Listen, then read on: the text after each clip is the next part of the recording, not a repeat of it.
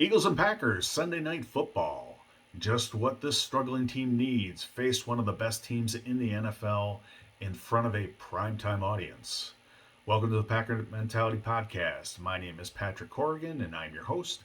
You can find and follow me on Twitter at Packer Mentality. My podcasts are available on YouTube, Spotify, and Google Podcasts.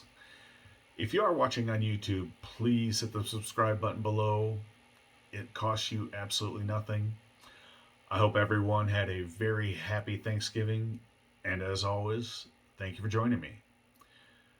The Eagles come into this game at 8-1 and have, for the most part, done what they needed to do to win their games. Despite some people doubting them for facing some weak opponents, the Eagles have done what the Packers have not, and that's win the games they should win. The Packers are now 4-7 and are teetering on the brink of elimination from the playoffs. As much as I am a Packers fan, I can't sit here and talk to you guys and maintain any level of credibility if I say that this Packers team should win this game. Packers have no consistency on offense. Their running game is something they haven't been able to commit to. The passing game is boring. It's non-threatening. Please see my last episode where I talk about that. There's no consistency on the defense. When they are able to stop the run, they haven't been able to stop the pass, and sometimes they can't stop the run or the pass. Pass rush is kind of non-existent and inconsistent, with Rashawn Gary being out.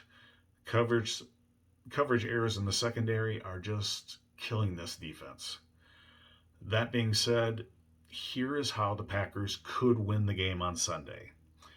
Philly has not been dominant over the past few weeks. In their only loss of the season 2 weeks ago, the Commanders beat them with a opportunistic defense that forced 4 turnovers and an offense that committed to the run and dominated the time of possession by over 2-1.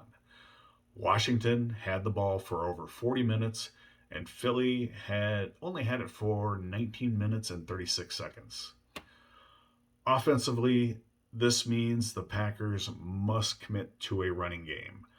I know I've said this pretty much every week, but it looks like it is going to be vitally important this week. The Eagles have a really good defense, and their secondary is probably going to sit in their 2 deep shell until the Packers force them to do otherwise. Rookie defensive tackle Jordan Davis is out for the Eagles, and they are not the same against the run when he's not on the field. They did bring in Ndamukong Suh and Linval Joseph to help fill that hole a week ago. We'll see what those two have left in the tank. Neither player had even played a down this season until last week. Their secondary hasn't really faced a good quarterback or a good passing game since maybe week 2 against the Vikings. If the Packers can break out of their rut and diversify their passing game, maybe they can catch the Eagles by surprise.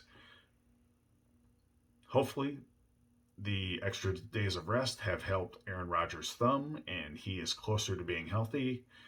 We probably won't see Romeo Doubs this week, so Christian Watson is still our best bet for an explosive play or a big play. Let's hope the rookie keeps up the great streak he's on. 5 touchdowns in the past 2 games for him. He's just been amazing. So happy for this kid. Green Bay's defense facing a tougher challenge this week than last week.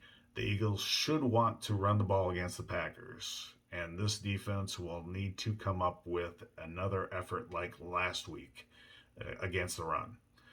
The Eagles do not rely on only their running back, Miles Sanders. He's having a really good year. They do utilize their quarterback, Jalen Hurts, a lot in the running game. So the Packers will need to have a plan to spy on him. And that's something they've had issues with this season, with quarterbacks being able to run the ball, even non-running quarterbacks. The linebackers, especially Quay Walker, will need to have another good game.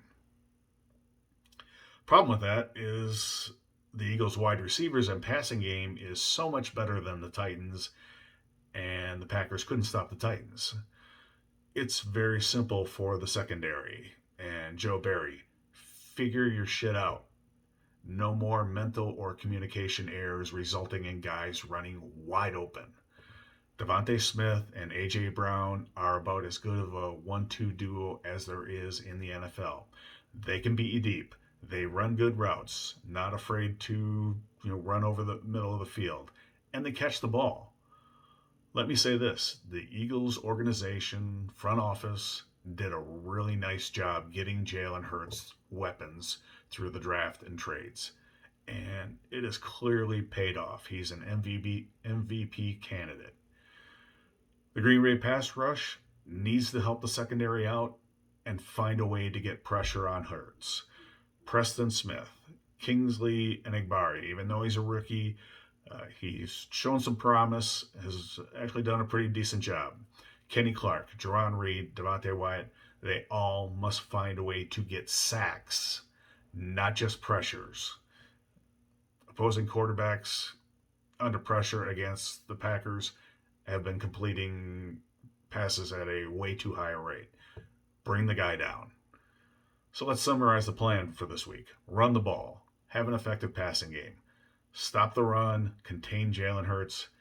And the secondary needs to get its act together. We'll find out on Sunday if they can pull it off. I'll be back on Saturday to go over the injury report, which still looks pretty ugly. Until then, have a great day and go Pack Go.